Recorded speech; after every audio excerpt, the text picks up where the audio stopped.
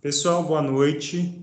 Essa é uma aula resumo sobre os limites constitucionais da tributação, né? A tributação ao poder de tributar. Hoje foi a aula do dia 10/11 de 2020, na turma de serviços jurídicos que está se formando. Essa é uma aula no curso na disciplina de serviços de Sistema Tributário Nacional. É importante aqui, pessoal, dizer que quando se trata de tributos, né, nós estamos falando da obrigação que o cidadão e as empresas de um determinado país têm de pagar um valor monetário, um valor em dinheiro para a manutenção dos órgãos públicos, para a manutenção do poder público, né? Então, o recapeamento de uma cidade, por exemplo, não acontece de forma gratuita. Aquele recapeamento tem um custo. E quem paga esse custo são os contribuintes, através dos tributos. Tá? Então, quando nós pagamos tributos para a prefeitura, para o governo estadual, para o governo federal, ou para o Distrito Federal, quem mora lá em Brasília, né, quem mora no Distrito Federal, está pagando, está contribuindo para que as atividades dos órgãos públicos possam acontecer. A ETEC, por exemplo, que é uma escola técnica estadual, ela é paga, ela funciona através da contribuição dos seus cidadãos e das empresas, né? Através de tributos. Professor, não era imposto? Imposto é um tributo. Nós temos outros tributos, né? Taxas, contribuições de melhoria, empréstimos compulsórios e por aí vai, tá bom? E tem, como sempre no direito, limitações aos poderes. Lembrando, né, que a gente vive um Estado democrático de direito, ou seja, existem leis que limitam o poder dos órgãos públicos, dos entes estatais, dos governantes, leis que limitam o poder dessas pessoas. Por que essas leis são necessárias? Porque imagina, gente, se cada maluco que entrasse na presidência da República, como aconteceu em 2018, né, de 2018 para 2019, imagina se, ou os malucos que entraram antes, os malucos que vão entrar depois, né, imagina que essas pessoas resolvessem criar um monte de tributo, assim, eu quero criar um tributo aí para quem polui mais o país, paga mais imposto. Beleza, quero criar esse tributo. Posso criar esse tributo do nada? Sem lei, sem nada? Não. Eu quero criar um tributo para quem eu acho que não tem religião, por exemplo, porque essas pessoas não merecem viver nesse país. Todo mundo tem. Posso criar um tributo desse jeito? Não, não posso, porque eu preciso de lei. Eu estou limitando o poder do governante, limitando o poder dos nossos representantes, até dos servidores públicos, né? Então, isso é muito importante. E, no direito, a gente chama isso de princípio da legalidade. Esse é um dos princípios mais importantes do direito tributário, tá? O que fala o princípio da legalidade? Que somente lei pode estabelecer a instituição de tributos ou a sua extinção. Então, somente lei pode criar tributos, isso é instituir tributos. Instituir tributos é criar tributos. Ou extinguir tributos, terminar, finalizar com os tributos. Tá? Isso aqui é o mais importante, né? Os outros incisos, eles são importantes também, né? Se eu quiser aumentar tributo ou reduzir tributo, eu também preciso de lei. Aí tem algumas exceções aí, que não vou entrar no mérito disso para não ficar muito detalhado, né? Também, olha lá, ó, definição do fato gerador da obrigação tributária principal. Nossa, professor, o que é isso aí que você está lendo? Gente, fato gerador é aquilo que faz com que eu possa cobrar imposto de um tributo de um cidadão ou de uma empresa, né? Vou dar um exemplo clássico para vocês. Imposto de renda, o leão lá que a gente paga em abril. A partir do momento em que eu ganhei uma determinada renda, e essa renda está acima de uma faixa estipulada pelo governo, a partir do momento que eu ganhei uma renda, vamos supor, ganhei na loteria, ganhei 20 milhões de reais, está muito acima da faixa mínima, muito acima. Esses 20 milhões que caíram na minha conta é uma renda a mais, eu enriqueci, não fiquei 20 milhões mais rico? Pois é, esses 20 milhões mais rico é um fato gerador. Nisso vai ser calculado o imposto de renda. Eu pego esses 20 milhões, pego uma alíquota, ou seja, um percentual, 20%, dando um exemplo aqui, 10%, 10% desses 20 milhões, e aí eu vou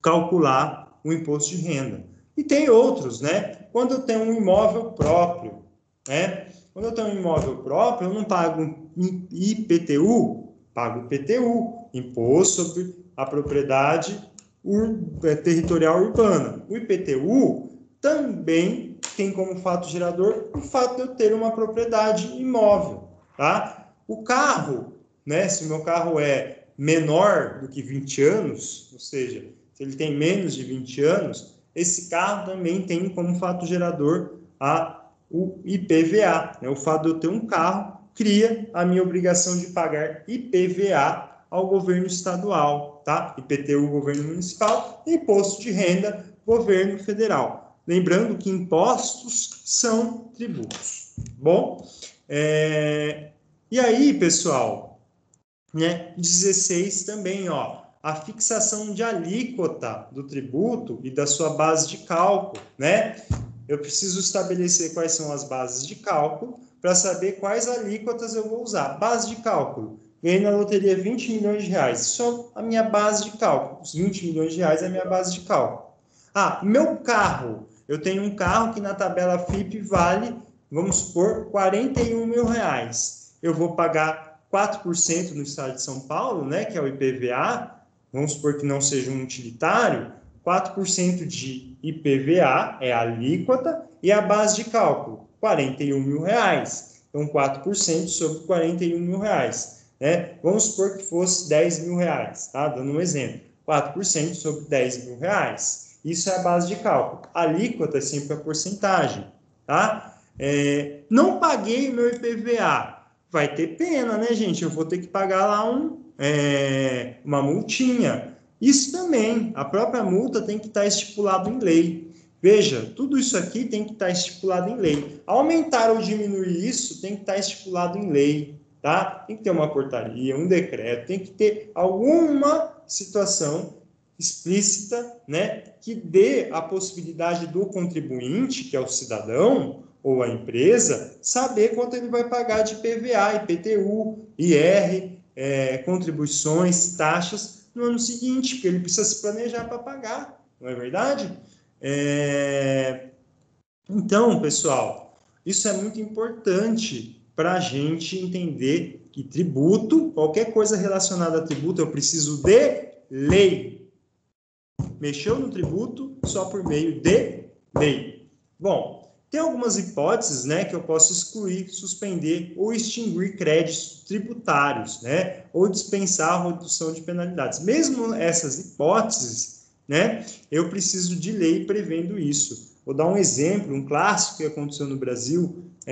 Teve um ano aí que a gente passou por uma crise econômica e o governo de então, se não me engano foi o governo Lula, reduziu o IPI sobre a linha branca, né? Que era a linha branca? Geladeira, fogão. Houve uma redução dos impostos que recaíam nessa produção desses produtos e os produtos caíram de preço, baixou o preço, ou seja, a população consumiu mais esses produtos, pôde comprar mais e isso gerou emprego. Foi uma forma do governo evitar crises econômicas. Aconteceu isso também com o setor automobilístico, né? Houve uma redução também do IPI para os produtos e para o setor automobilístico. Por que é feito isso, gente? Para gerar emprego. Gerando emprego, eu tenho uma crise econômica menor, ou nem tem crise econômica, né? Em meio à crise econômica de 2008, o Brasil foi um país que cresceu, tá? Só para entender qual que é a importância aí dos tributos. Pessoal, para finalizar, né, eu queria dizer para vocês Quando a gente fala em tributos, né, nós temos aqui o que o CTN e o nosso colega que fez aqui esse slide da pós-graduação do SERS chama de elementos estruturantes, né? Então, alíquota, base de cálculo, sujeito passivo, multa e fato gerador. Isso são elementos estruturantes de qualquer relação tributária no Brasil. A alíquota é aquela porcentagem que recai sobre a base de cálculo. Então, vamos pensar no IPVA. A alíquota seria os 4%, que é aqui estipulado no Estado de São Paulo, né, ou 2% para utilitários, sobre o valor do meu automóvel. Então, se o meu automóvel na tabela FIP vale 40 mil reais, eu vou pagar, e ele não for utilitário, eu vou pagar 4%. 4% é a alíquota, base de cálculo é o valor do meu carro. A mesma coisa, o IPTU, tem uma alíquota que vai recair sobre o valor venal do meu imóvel, né? Então, vamos lá. Isso é a base de cálculo, isso aqui é a alíquota, né? Quem é o sujeito passivo de uma relação tributária? Nós não estamos falando de relação amorosa, nós não estamos falando de relação penal, não, nós estamos falando de relação tributária. O sujeito passivo é aquele que paga o imposto, né? Em outras palavras, é aquele que se ferra, né? Esse é o sujeito passivo. Ele paga imposto, paga tributo, paga taxa, paga as contribuições. Então, por exemplo, quem recebe salário, carteira assinada, é sujeito passivo em relação ao INSS. Por quê? Eu pago uma contribuição previdenciária para o INSS. Então, portanto, quem recebe salário é sujeito passivo do INSS. Salário quando a gente tem carteira assinada, né? Multa. não pagou o IPVA. Não vai cair uma multinha? Vai, né? Essa é a multa. E o fato gerador é o fato que faz com que eu tenha uma obrigação a pagar ao Estado, né? Um tributo para pagar para o Estado. Então, o que é o fato gerador no caso do INSS? O fato de eu receber um salário, uma determinada faixa, isso me faz ter uma contribuição mensal específica para o INSS.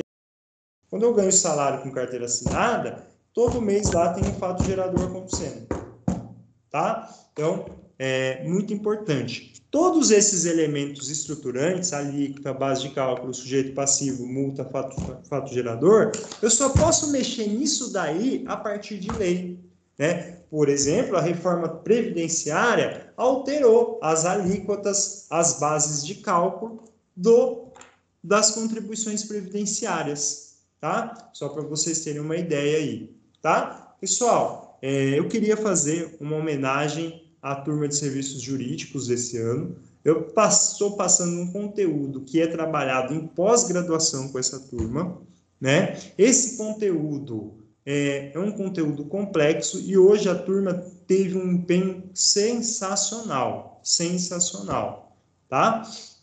É muito emocionante ver que com todas essas dificuldades que a gente teve nesse ano de 2020, com o curso online, esse pessoal persistiu e essa persistência levou ao aprendizado de vários saberes, mexer na internet, usar o Microsoft Teams. Essa turminha aqui está preparada para trabalhar com qualquer ensino online desse mundo, inclusive para trabalhar como professor do ensino online, porque é muito difícil operar no Microsoft Teams.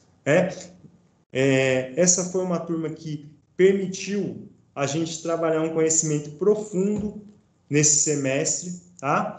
E é um conhecimento que muita gente de faculdade de Direito não tem, que é um conhecimento técnico que vai permitir essas pessoas a pegarem um carnê, um boleto de imposto, qualquer coisa, olhar isso, identificar o que é que está pagando, conhecer o que é que está pagando, entender o que é que está pagando. Não é simplesmente pegar lá aquele boleto e no banco pagar sem ver o que está pagando. Não. Qualquer aluno dos serviços jurídicos tem capacidade de pegar esses documentos que a gente paga de tributo por aí afora e entender o porquê que está pagando. Isso é fundamental, isso ajuda no trabalho. Vocês podem contribuir com as pessoas que estão no entorno de vocês, né? Porque às vezes o tributo vem cobrado errado, às vezes há falhas de cálculo. Então isso é muito importante para vocês entender o que está acontecendo, tá? Entender como que se paga um tributo, como que é calculado um tributo, tá? Gente, é isso. Eu queria agradecer vocês e essa aula resumo. Um beijo a todos. Obrigado.